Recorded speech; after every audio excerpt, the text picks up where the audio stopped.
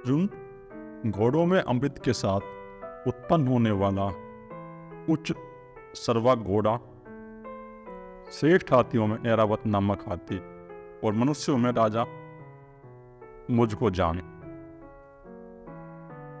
ये उस समय का उच्च कोटि की जाति का घोड़ा था, जिसमें बात कर रहे हैं भगवान की उच्च सर्वा घोड़ा।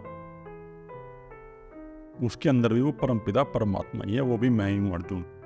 और हाथियों में ऐरावत, जो ऐरावत हाथी है ना, उसको माना जाता है कि वो इंद्र की सवारी है। तो ये उस समय जो तिब्बत था, तिब्बत का जो राजा था वो इंद्र था, होता था। एक क्षेत्र था, उसको हम स्वर्ग बोलते थे। तो उसी की बात हो रही है यहाँ कि वो जो ऐरावत हाथी है, उस समय का एक ऐरावत हाथी था। तो उसमें तो मुझको जान। ऐरावत हाथी के अंदर भी मैं ही हूं अर्जुन। और मनुष्यों में राजा मुझको जान। और जो जितने भी मनुष्य राजा हैं, हमारी पृथ्वी पे जितने भी मनुष्य राजा हैं और राज्य कर रहे हैं, वो भी मैं ही हूँ। इसी प्रकार जानो अर्जुन कि जितने प्रकार के राजा हैं वे सब मुझ में ही हैं और मैं उनमें हूँ।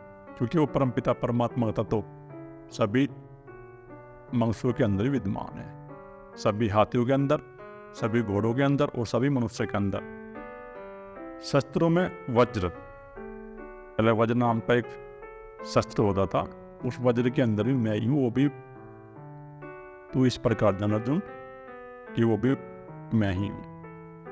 और गायों में कामधेनु, और उस समय एक कामधेनु गाय थी, उस समय की जाति होगी कामधेनु गाय की, तो वो भी मुझे जानो। वो जो गाय है ना, कामधेनु गाय, उसके अंदर भी मैं विराजमान। और 7 रीति से संतान की उत्पत्ति हेतु कामदेव, और सर्पों में सर्पराज वासुकी। कि 7 रीति से संतान की उत्पत्ति का हेतु कामदेव मैं हूं। कि जो तुम संतान की उत्पत्ति करो, वो संतान की उत्पत्ति शास्त्र की रीति से करो। शास्त्र जो कहता है, और शास्त्र क्या कहता है संतान उत्पत्ति के बारे में? शास्त्र ये कहता है कि तुम जो है ना, प्रकृति के अनुकूल भोग करो। जब तुम प्रकृति के अनुकूल भोग करोगे तो तुम्हारी संतान स्वस्थ होगी, अच्छी होगी। और अगर तुम प्रकृति के अनुकूल भोग नहीं करोगे और काम के विचार तुम्हारे अंदर अगर रात दिन चलते रहेंगे, तो वो संतान जो है ठीक नहीं होगी। जो शास्त्र रीति के अनुसार भोग करता है तो वो भी मैं ही हूँ। तो कामदेव के अंदर, जब मनुष्य के अंदर वो काम उत्पन्न होता है, वो काम उत्पन्न जब होगा जब प्रकृति हमारे चित्त के अंदर निरंतर काम के विचार भेजेगी। और वो काम के विचार कब भेजती है? जब हमारे शरीर के अंदर वीर्य का संग्रह हो जाएगा।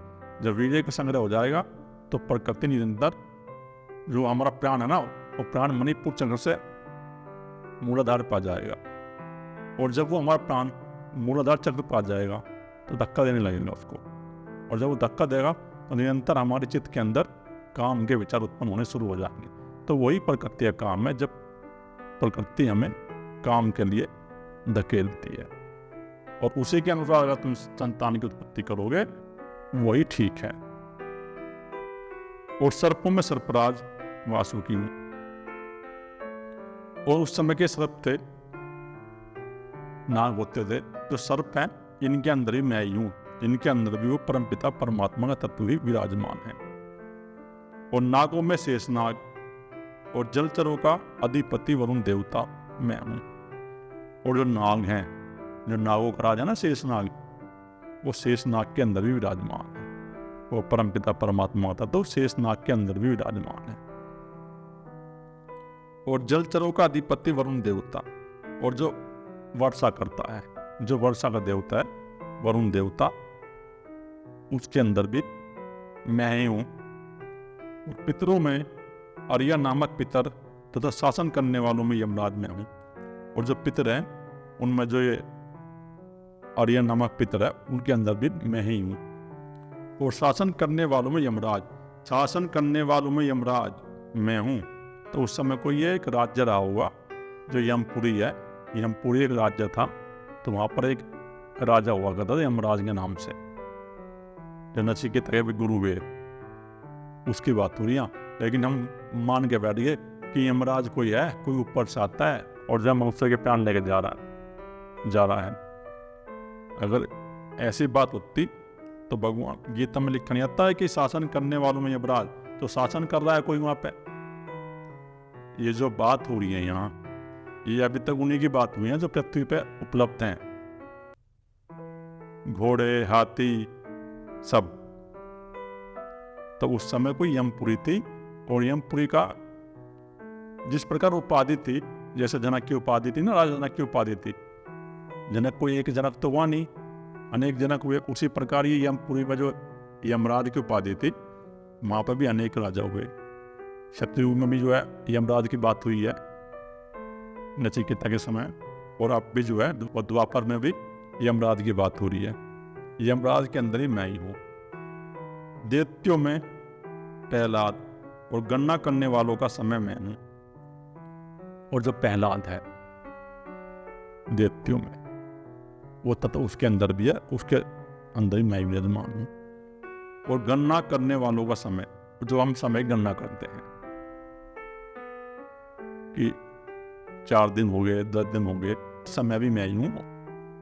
और पशुओं में मृगराज सिंह, और जो पशुओं का राजा है सिंह, शेर, वो भी मैं ही हूँ। वो तत्व, वो जो परमपिता परमात्मा का तत्व है अर्जुन, वो शेर के अंदर भी विद्यमान है। और पक्षियों में जो राजा है गरुड़, वो भी मैं ही हूँ। और गरुड़ जो है उस समय का पक्षी था, जो पक्षियों का राजा है गरुड़, उसके अंदर भी वो परमपिता परमात्मा का तत्व भी विराजमान है, उसके अंदर भी मैं ही हूँ। पवित्र करने वालों में वायु, शस्त्रधारियों में श्री राम भी मैं ही हूँ। देखो इसमें क्या सूत्र आया, इसमें ये आया है कि श्री राम भी मैं ही हूँ। भगवान ये नहीं कह रहे कि मैं श्री राम था पिछले जन्म में, भगवान ये कह रहे हैं कि वो तत्व जो है वो श्री राम के अंदर भी है। और पवित्र करने वालों में वायु, और जो वायु जो हमें पवित्र करती है, जो हमें शुद्ध वायु देती है, हम श्वास ज्ञान करते हैं वायु से, शीतल हवा प्रदान होती है, तो उसके अंदर भी मैं ही हूँ। और मछलियों में मगर मैं हूँ, और जो मछलियों पर आ जाए मगरमच्छ, वो भी मैं ही हूँ। भगवान ये कह रहा है कि मगरमच्छ के अंदर भी वो परमपिता परमात्मा का तत्व ही है। और नदियों में जो भाग रही थी गंगा जी हूँ, वो भी मैं ही हूँ। और जितनी प्रकार की नदियाँ हैं, ये भागीरथी की बात होगी, जो गंगोत्री से निकल रही है ना गंगा, उसकी बात हो रही है। वो गंगा नदी भी मेरे ही तत्व से कार्य कर रही है। जब तक वो तत्व है तो गंगा जो है बह रही है, अगर वो तत्व निकल जाए तो गंगा भी नष्ट हो जाएगी।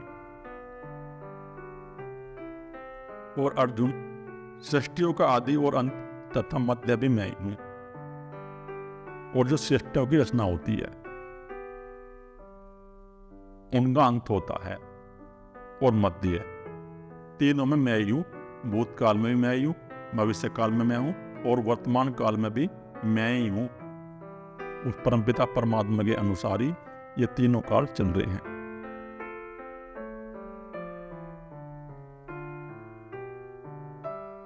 विद्याओं में अध्यात्म विद्या, जो उस समय श्रेष्ठ विद्या थी वो अध्यात्म विद्या थी। कि जो विद्याओं में श्रेष्ठ विद्या है अध्यात्म विद्या, अध्यात्म विद्या भी मैं ही हूं। और ब्रह्म विद्या और परस्पर विवाद करने वालों का तत्व निर्णय के लिए किया जाने वाला वाद भी मैं ही हूं। तो जो विवाद करने वालों का तत्व निर्णय था, देखो इसमें बात भी ये हो रही है कि तत्व पे विवाद होते थे उस समय पे, कि वो परमपिता परमात्मा का तत्व है क्या। तो जो उस तत्व के लिए विवाद करते थे कि वो भी मैं ही हूं। वो जो परमपिता परमात्मा का तत्व है, जो मनुष्य विवाद करते हैं उस परमपिता परमात्मा के लिए, तो वो विवाद भी मेरे ही कारण से प्रकट हो रहा है। और अक्षरों में आकार हूं, और जो अक्षर है ओम, वो ओम भी मैं ही हूं। और परमपिता परमात्मा से ओम का जन्म हुआ है। और समासों में द्वंद्व नामक समास मैं ही हूं। अक्षय काल अर्थात काल का भी महाकाल तथा सब और मुख वाला विराट स्वरूप, सबका धारण पोषण करने वाला भी मैं ही हूं। तो कालों का भी महाकाल हूं मैं, और विराट स्वरूप भी मैं ही हूं कि वो जो परमपिता परमात्मा की सत्ता है वो सभी के अंदर कार्य कर रही है, चाहे वो घोड़े हों, चाहे हाथी हों, चाहे पशु हों, चाहे पक्षी हों, मनुष्य हों, और वायु वरुण जितने प्रकार के देवता हैं सभी के अंदर वो तत्व की शक्ति कार्य कर रही है। वो तत्व ही इस सारी सृष्टि को चला रहा है।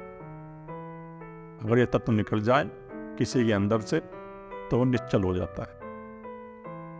तो जो महाकाल है जो सबको नष्ट करता है, इन ग्रहों को नष्ट करता है, मनुष्य को नष्ट करता है, पशु पक्षी सभी को नष्ट करता है। जो मृत्यु का देवता है ना काल, जिसको महाकाल कहते हैं, या शिव जी को महाकाल कहते हैं क्योंकि शिव को माना जाता है कि मृत्यु का देवता है। महाकाल के अंदर भी, शिव के अंदर भी वो परमपिता परमात्मा की शक्ति है और वो तत्व जो है सभी के अंदर है। महाकाल के अंदर भी वो तत्व ही कार्य कर रहा है और सबका पोषण करने वाला और सबको भोजन देने वाला, सबके भोजन की व्यवस्था करने वाला। भाई प्रकृति में सबको भोजन मिल ही रहा है, पशु पक्षी भी हैं, वो तो कोई अपना ये तो है नहीं कि इकट्ठा करते हैं। अपने सुबह निकल जाते हैं पक्षी 5 बजे उठ के और अपना भोजन की व्यवस्था उनकी हो जाती है, प्रकृति में भोजन करके अपना आ जाते हैं। वो तो मनुष्य ही है जो इकट्ठा करके रख लेता है। और मनुष्य तो ऐसा हो रहा है कि अपने जीवन के लिए भी इकट्ठा नहीं करता, वो सोचता है कि मेरी 10 पीढ़ी के लिए इकट्ठा हो जाए, 10 मैं इतना कमा लूं, इतना धन जोड़ के चला जाऊं अरबों खरबों रुपए कि मेरी आने वाली 10 पीढ़ी भी उसको खाए बिना कुछ करे हुए। ये मनुष्य के अंदर विचार चलते हैं आज के समय में। इतना जो है मनुष्य के अंदर मोह और संसार के प्रति पकड़ पैदा हो गई है, और ये जो मोह उत्पन्न हो गया इतना और पकड़ पैदा हो गई है इतनी, वो इसलिए हो गई है क्योंकि मनुष्य का जो प्राण है वो नीचे के 2 चक्रों पे है, और जिस मनुष्य का प्राण नीचे के 2 चक्रों पे होगा तो धन की चिंता ही करेगा। उसके निरंतर मन के अंदर धन की और काम की चिंता चलेगी, और तीसरी चिंता कोई नहीं होगी उसके अंदर। उसके अंदर यही चिंता चलेगी कि मैं अपने बच्चों के लिए प्लॉट लेकर चले जाऊं, उनको रबपति बना दूं, खरबपति बनाऊं, और इस प्रकार उसके अंदर चिंता चलती है। लेकिन जब समय आता है 65 साल उम्र हुई, 70 साल उम्र हुई और वो बीमार हुआ, और फिर वही बच्चों से फिर बनाते हैं। इनके लिए वो सोच रहा था ना कि मैं इनको धनपति बना दूंगा, फिर वही फिट करे उसे। तो इस प्रकार जो है मनुष्य की हालत हो रही है, क्योंकि मनुष्य ने वेद की विधि छोड़ दी, ध्यान करना बिल्कुल बंद कर दिया। आज के मनुष्य ने 1 घंटे का ध्यान जो करता था वो भी बंद हो गया, करता ही नहीं। इसलिए जो है मनुष्य की जो हालत है बहुत बुरी हो चुकी है आज के समय में। शरीर के अंदर उसकी सैकड़ों बीमारी उत्पन्न होगी चिंता से। चिंता से ही तुम्हारे मन के अंदर ये सैकड़ों प्रकार की बीमारी उत्पन्न होती हैं, मनोरोग उत्पन्न होते हैं, और शरीर में बीमारी उत्पन्न होती है। अगर तुम चिंता नहीं करोगे तो इतनी बीमारी तुम्हारे शरीर में उत्पन्न नहीं होगी। और चिंता तुम जब भी छोड़ोगे जब तुम अपने ज्ञान को मणिपुर चक्र पर लेकर आओगे। चिंता तो तुम्हारे अंदर होगी, पर फिर इतनी जगत की पकड़ नहीं होगी, बस तुम पशु और पक्षियों के लेवल में रहोगे। अगर तुम्हारा प्राण मणिपुर चक्र पर रहेगा, और नहीं रहेगा तो तुम्हारा पतन होगा ही फिर। तो ठीक है, खाओ गोली, हार्ट अटैक की गोली खाओ, ब्लड प्रेशर की गोली खाओ। अगर यही हाल रहा भारत के आदमी का, तो फिर आने वाले 20-30 साल में भारत के आदमी की उम्र वही रह जाएगी 55-60 साल। बस वो इसलिए रह जाएगी क्योंकि जो फॉरेन कंट्री के लोग हैं, जो अंग्रेज हैं, अगर वहाँ पर आयु का औसत ज़्यादा है, अमेरिका के अंदर ज़्यादा है और यूरोप के अंदर ज़्यादा है, जापान के अंदर ज़्यादा है, तो इसलिए है क्योंकि जो वहाँ का मनुष्य है, ठीक है, हमने मान लिया भाई अमेरिका का आदमी जो है ना, या यूरोप का आदमी आध्यात्मिक नहीं है, लेकिन वो सुबह 1 घंटे व्यायाम करता है, एक्सरसाइज करता है, और एक्सरसाइज करने के बाद, व्यायाम करने के बाद वो सुबह जूस लेता है, फल ग्रहण करता है, फिर दोपहर को अच्छा भोजन लेता है और विटामिन की गोली खाते हैं, वे चेकअप कराते हैं, इसलिए जो है उनकी उम्र ज़्यादा है। लेकिन तुम्हारे अंदर सबसे बड़ी कमी एक और होगी कि तुम ना तो अच्छा भोजन ले रहे, तुमने व्यायाम करना बंद कर दिया, जूस नहीं ले तुम फलों का। जो 50,000 रुपये की पेंशन ले रहे हैं, लेकिन इतने लोभी हैं वे, 40-50 रुपये का जूस नहीं पियेंगे वे रोज, खर्च नहीं करते बिल्कुल भी। उस पैसे को जोड़ लेते हैं और जोड़ के जो है फिर बच्चों को दे दिया, पलोट ले लो भाई इसका। और फिर एक बात और है, सबसे बड़ी बात एक और है कि बीमार है वो, दवाई खा रहा है, लाखों रुपए की दवाई खा रहा है आजकल जो है गाँव में भी आदमी, 50-50 हज़ार रुपए की दवाई खा रहा है साल के अंदर, लेकिन समझता नहीं कि बीमारी क्यों हो रही है। 50,000 रुपए की दवाई खा लेगा, 1 लाख की दवाई खा लेगा, लेकिन अच्छा भोजन नहीं लेगा, व्यायाम नहीं करेगा। अगर वो 100 रुपये का फल खा ले या 100 रुपये का जूस पी ले तो कितने रुपए हुए उसके, और कहीं कोई बीमारी नहीं होगी। और 1 घंटा व्यायाम करे, अपने सुबह उठे, 4-5 किलोमीटर घूमे, घूमने के बाद जो है आधा घंटे आसन करे, प्राणायाम करे, स्वस्थ रहेगा उसका शरीर। और फिर आके 1 गिलास फलों का जूस पिए। लेकिन ये कर ही नहीं रहा बात का मनुष्य। अंग्रेज की जो औसत आयु है वो इसलिए ज़्यादा है क्योंकि वो अपने स्वास्थ्य पे और हेल्थ पे ध्यान देते हैं वे, अगर ध्यान नहीं करते वो। लेकिन भारत का आदमी जो है ना तो अपनी हेल्थ पर ध्यान दे रहा, ना खाने पर ध्यान दे रहा, निरंतर बस 2 चीज़ के चिंतनों में लग गया, धन के चिंतन कर रहा। जो आदमी 50,000 रुपये पेंशन ले रहा बुढ़ा, तो ये समझ रहा है कि मुझे वो धन मिल जाए, कमाने में लगा हुआ वो भी, कहीं दुकान करके बैठ जाएगा रिटायर होने के बाद, कहीं खेत में लगा रहेगा पूरे दिन, और की डोट लगी हुई इसके अंदर भी कि और कैसे कमाऊं कैसे कमाऊं। लेकिन ध्यान नहीं कर सकता, व्यायाम नहीं करेगा, प्राणायाम नहीं करेगा। अगर यही हालत रही तो ठीक है भाई, गोली खाओ, खाते रहो गोली, तुम रहो बीमार। सबका पोषण करने वाला मैं ही हूँ, सबको जो भोजन मिल रहा है, जल मिल रहा है, वो सारी व्यवस्था उस परमपिता परमात्मा करनी हो रही है, मेरे करनी हो रही है। और मैं सबका नाश करने वाला, मृत्यु और उत्पन्न होने वालों की उत्पत्ति हेतु हूँ। स्त्रियों में कीर्ति, स्मृति, मेधा, धीरति और क्षमा हूँ। सबके अंदर मैं ही हूँ और सबके अंदर ही वो परमपिता परमात्मा की शक्ति चल रही है, स्त्री के अंदर भी, पुरुष के अंदर भी। और ये जो मेगा बुद्धि उत्पन्न हो रही है वो भी उस परमपिता परमात्मा की शक्ति से उत्पन्न हो रही है। और क्षमा, अगर किसी मनुष्य के मन के अंदर किसी को क्षमा करने की भावना उत्पन्न होती है तो क्षमा करने की भावना भी उस परमपिता परमात्मा की शक्ति से उत्पन्न होती है। और गायन करने योग्य श्रुतियों में ब्रह्म साम और छंदों में गायत्री छंद में ही। और जो गायन है, जो गायन कर रहे हैं वो भी उस परमपिता परमात्मा की शक्ति से ज्ञान कर रहे हैं। महीनों में मार्गशीर्ष और ऋतुओं में वसंत, ये मार्गशीर्ष का महीना आता है उसकी बात हो रही है, और ऋतुओं में वसंत। तो जो वसंत ऋतु है वो सभी ऋतु की राजा है, इसलिए वसंत ऋतु की बात हो रही है। जो वसंत ऋतु है उसके अंदर ही मैं ही हूँ। वसंत ऋतु भी उस परमपिता परमात्मा के अनुसार ही आती है और जाती है, उसके अंदर भी वही तत्व काम कर रहा है, वो जो परमपिता परमात्मा का तत्व है। छल करने वालों में जुआ, प्रभावशाली पुरुषों का प्रभाव, छल करने वालों में जुआ। तो जुए में छल ही होता है, तो छल मनुष्य के अंदर उत्पन्न हो रहा है।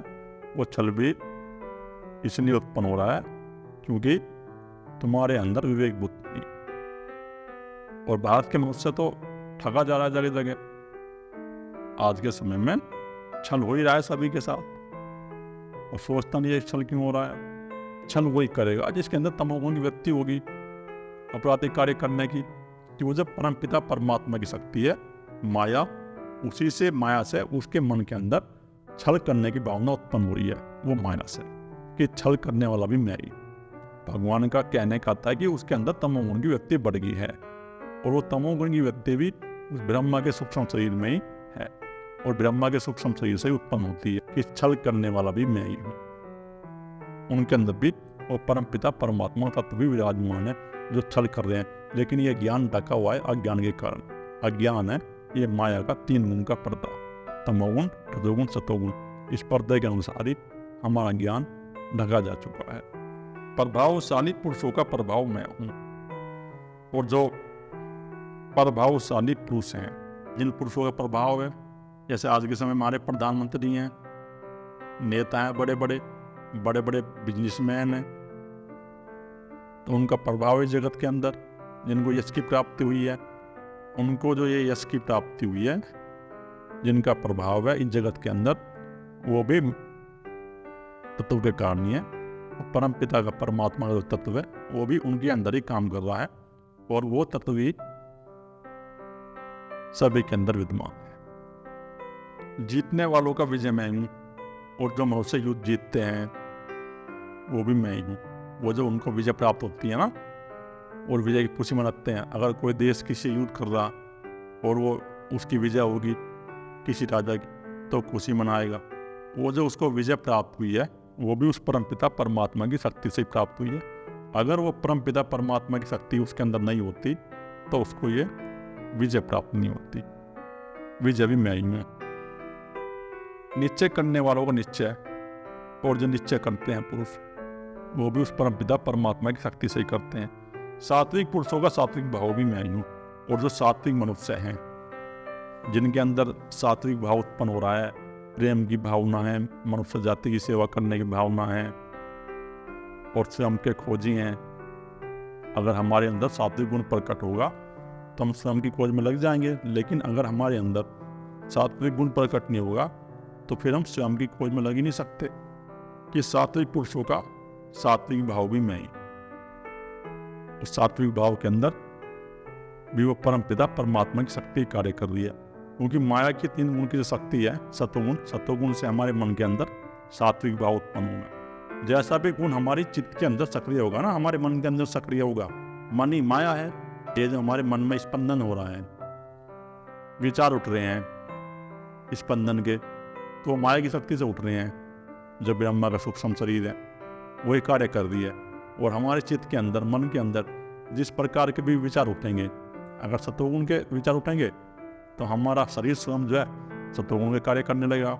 रजोगुण के विचार उठेंगे तो हमारा शरीर जो है स्वयं रजोगुण के कार्य करने लगेगा।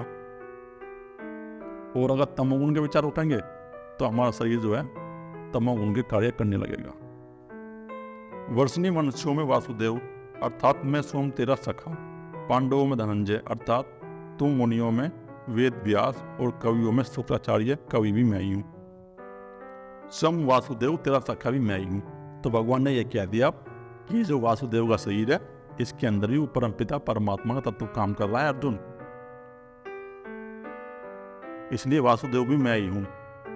और पांडवों में अर्जुन, वो भी मैं ही हूँ। तो अर्जुन तेरे अंदर भी वो मेरा ही तत्व काम कर रहा है। तू और मैं एक ही है। हमारा जो है ना वो शरीर अलग है, शरीर में जो है भेद है, और शरीर में कोई भेद नहीं है। बस वो एक जो है ढांचा है, वो ढांचा अलग है, आकृति जो है थोड़ी उसकी कुछ अलग है। बाकी सभी के अंदर उस परमपिता परमात्मा की शक्ति विद्यमान है, मेरे अंदर भी और तेरे अंदर भी। और जो उस समय के मुनि थे, वेद व्यास कवि थे, जो ऋषि थे, जो रचना लिखते थे, तो वेद व्यास के अंदर भी वो परमपिता परमात्मा की शक्ति विद्यमान है और वही कार्य कर रही है। कवियों में श्रेष्ठ तो उस समय कवि थे। शुक्राचार्य भी मैं ही हूँ। जो राक्षसों के गुरु थे, दैत्यों के गुरु थे ना शुक्राचार्य, शुक्राचार्य भी मैं ही हूँ। शुक्राचार्य के अंदर भी वो परमपिता परमात्मा की शक्ति ही काम कर रही है, वो ही जो है कार्य करा रही है उनसे भी।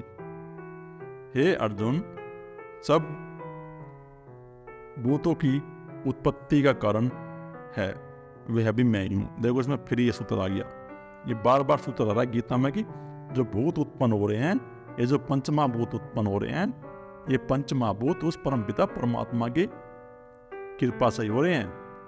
भगवान बार बार कह रहे हैं कि जो भूतों की उत्पत्ति हो रही है वो मेरे अनुसार ही हो रही है, उस तत्व के अनुसार ही हो रही है। ये पंचमहाभूत जो निकले हुए हैं ये उस परम पिता परमात्मा की शक्ति से निकले हुए हैं। और तुम फिर भी जो देखते नहीं कि इसमें क्या लिखा हुआ गीता में, बार बार ये सूत्र आ रहा है कि भूतों की उत्पत्ति करने वो परम पिता परमात्मा है, फिर भी जो तुम इन भूतों की पूजा करने लगते हो। कोई किसी को पूज रहा है, कोई किसी को पूज रहा है, क्योंकि ऐसा चर और अचर कोई भी भूत नहीं है जो मुझसे रहित हो। कि जो चर और अचर जितने ही प्रकार के भूत हैं, चाहे वो कार्य कर रहे हैं या नहीं कर रहे हैं, इस ब्रह्मांड के अंदर जो ये पंचमहाभूत कार्य कर रहे हैं, वो पंचमहाभूत भी उस परम पिता परमात्मा की शक्ति से कार्य कर रहे हैं। अर्जुन, इनके अंदर भी मैं ही हूँ, और इनकी उत्पत्ति कारण भी वो तत्व भी, तत्व से ये उत्पन्न हो रहे हैं, वो तत्व में विलीन हो जाते हैं। तो अर्जुन, इन पंचमहाभूतों से सारी सृष्टि चल रही है। जो हमारे शरीर है और पक्षियों के शरीर हैं, सभी प्राणियों के जो शरीर हैं, वृक्ष हैं, वो सब इन पंचमहाभूतों से ही है। और पंचमहाभूत को कारण मैं ही हूँ। और ये जो पंचमहाभूत है ना, ये उस परम पिता परमात्मा की शक्ति से निकले हैं, उसी से इनकी रचना हुई है। और इन सब के अंदर वो तत्व भी कार्य कर रहा है। ये मुझसे रहित नहीं है, ये मुझी में ही है और मैं इनमें हूँ। हे प्रताप, मेरी दिव्य विभूतियों कोई अंत नहीं है। तो अर्जुन, जो मेरी दिव्य विभूतियां हैं ना, उनका कोई अंत नहीं है, क्योंकि इतना बड़ा ब्रह्मांड है। और ब्रह्मांड के अंदर जो है, जो हमारी आकाश गंगा है, हमारी आकाश गंगा के अंदर ही जो है 10,000 करोड़ तारे हैं। अब तुम एक कल्पना करो कि 10,000 करोड़ तारे कितने हैं गिरे, और उनके उपगिरह होंगे फिर, और हजारों सौर मंडल है हमारी आकाश गंगा के अंदर। और ब्रह्मांड में अनंत ऐसी आकाश गंगाएं हैं। तो जब भी तो कह रहे हैं भगवान कि मेरी जो विभूतियां हैं ना, उनका कोई अंत नहीं है, कोई उसको देख नहीं सकता। चाहे वो कितना ही बड़ा महर्षि हो गया हो, ब्रह्म ऋषि हो गया हो, और उस परम पिता परमात्मा की शक्ति का अनुमान नहीं लगा सकता, उसको देख नहीं सकता। ये अवयव सूक्ष्म शरीर के अंदर जब सविकल्प समाधि में स्थित होता है, तो उस समय पर कुछ दिखाई देते हैं गिरह ऐसे। जब हम ध्यान में बैठते हैं, ध्यान करते हैं ना, ध्यान का अभ्यास करते हैं, जब हम सविकल्प समाधि में होते हैं, तो उस समय पर ये गिरह दिखाई देने लगते हैं। सपने में दिखाई देंगे तुम्हें, ध्यान की गहराई में बैठ जाओगे और गहराई में जैसे बैठोगे तुम्हें नींद आ जाएगी, तो फिर ये गिरह दिखाई देने लगेंगे, तुम्हारा संपर्क हो जाएगा। तुम्हें जो निम्न प्रकार के दृश्य दिखाई देंगे सपनों के अंदर। जब तुम ध्यान साधना करोगे और मणिपुर की गिनती पर चोट करोगे, तो मणिपुर की गिनती पर जब तुम चोट करोगे, तो तुम्हें फिर सपने के अंदर दिखाई देंगे बहुत से ऐसे गिरह जिन पर जीवन चल रहा है। ये अपने हृदय चक्र में रहोगे, जब भी दिखाई देंगे। तो जब भी कह रहे हैं भगवान की जो मेरी विभूतियां हैं अर्जुन, इन विभूतियों को ना तो कोई अंत है, और फिर भी मैंने अपनी विभूतियों का यह आधार तुम्हें समझाने के लिए कहा। इस गीता के 10वें अध्याय के अंदर यही समझाया अर्जुन को कि अर्जुन, सभी के अंदर वो तत्व कार्य कर रहा है। चाहे वो किसी प्रकार का प्राणी है, चाहे वो राजा है, चाहे वो रंक है, चाहे वो चोर है, चाहे वो सिपाही है, कोई भी प्रकार का वो व्यक्ति है, किसी प्रकार का भी, चाहे कोई नेता है, चाहे कोई अधिकारी है, सब के अंदर वो परमपिता परमात्मा का तत्व कार्य कर रहा है। आज जो मनुष्य इतना भेद देख रहा है आपस में, मनुष्य के अंदर भेद देख रहा है, तो गीता में तो कोई ऐसा वर्णन आया नहीं। भगवान तो यही कह रहे हैं कि भाई सबके अंदर वो परमपिता परमात्मा ही है, सब मनुष्य जो समान है।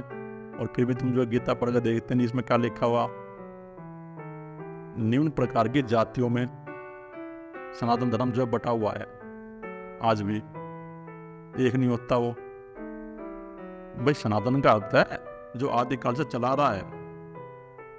सनातन का मतलब ये भी नहीं है कि वो धर्म से है, सनातन का मतलब यही है जो सनातन, वो परमपिता परमात्मा जिसका कोई अंत नहीं है और जिसकी ना कोई शुरुआत है, उसी की बात हो रही है यहाँ। तभी अर्जुन, फिर भी मैंने अपनी विभूति का वर्णन विस्तार पूर्वक तुमसे कहा, तुम्हें समझाने के लिए, तुम्हारे अंदर जिज्ञासा उत्पन्न करने के लिए तुम्हें एक ज्ञान दी। जो जो भी विभूतियां अर्थात ऐश्वर्य युक्त कांति युक्त और शक्ति युक्त वस्तु हैं, उसको तो मेरे तेज के अंश से ही अभिव्यक्ति जान। तो जितनी भी कांति युक्त वस्तुएं हैं, शक्ति युक्त वस्तुएं हैं, जितने भी ये शस्त्र हैं और संसार में जितनी भी वस्तुएं हैं, वो मेरे ही तेज से उत्पन्न है, यानी उस परमपिता परमात्मा से उत्पन्न है, इन पंच महाभूतों से उत्पन्न है। और संसार में जितनी भी वस्तुएं हैं, हमारा शरीर हो, चाहे संसार की कोई भी वस्तु हो, तो वो सब उस पंच महाभूतों से उत्पन्न है और वहीं से निकल रही है और उस परमपिता परमात्मा के अंश का ही तेज है।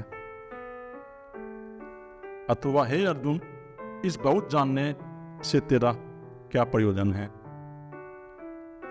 मैं इस संपूर्ण जगत को अपनी योग शक्ति के एक अंश मात्र से धारण करके स्थित हूं कि अर्जुन तेरा क्या प्रयोजन है? मैंने तुम्हें बता दिया ये सब मेरी शक्ति से, लेकिन तुम्हारा कोई प्रयोजन तो इससे सिद्ध नहीं होगा। लेकिन तुम्हें मैं एक ही बात कह रहा हूं, अब इसको तुम ध्यानपूर्वक अपने अंदर ध्यान कर लो। इस सृष्टि में, इस ब्रह्मांड में, इस पृथ्वी पे और जितने भी लोग हैं, सभी के अंदर वो परमपिता परमात्मा का तत्व कार्य कर रहा है।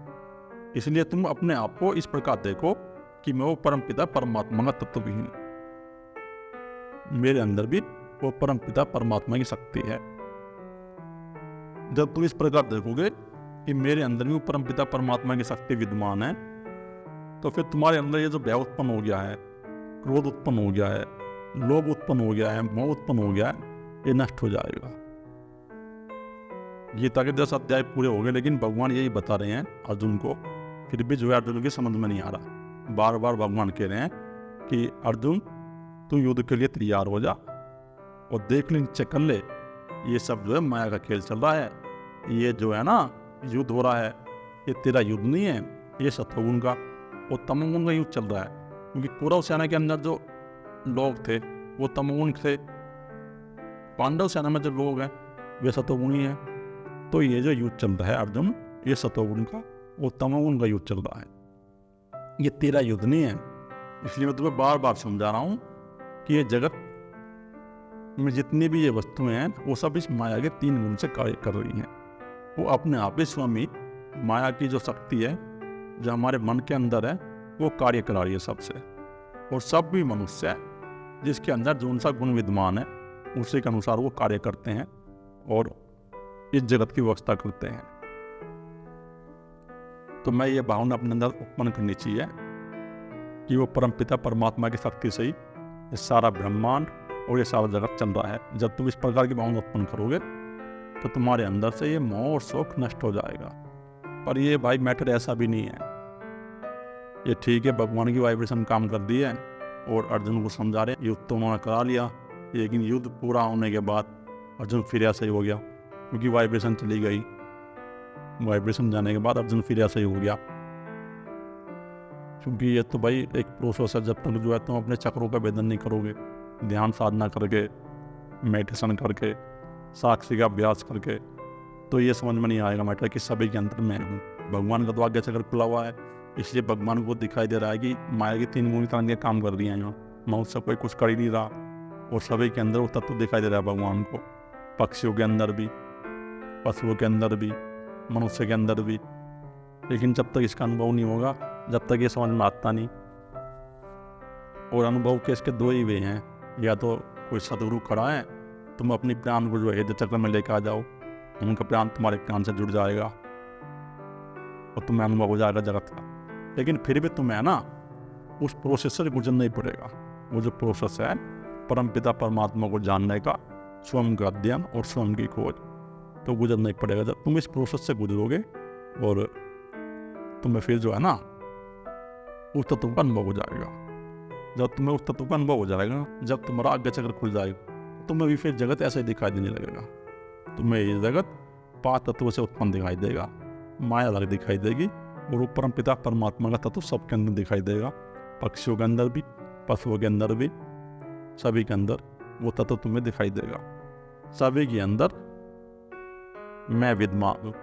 तो इस अध्याय में भगवान ने ये बताया अर्जुन से कि अर्जुन, सभी पशु पक्षी और वर्णन करके बताया, सभी प्रकार का वर्णन करके अर्जुन को समझाया कि सभी के अंदर वो तत्व विद्यमान है। अर्जुन तुम डरो मत वो युद्ध के लिए तैयार हो जाओ, वो युद्ध करो। ओम श्री वासुदेवाय नमः।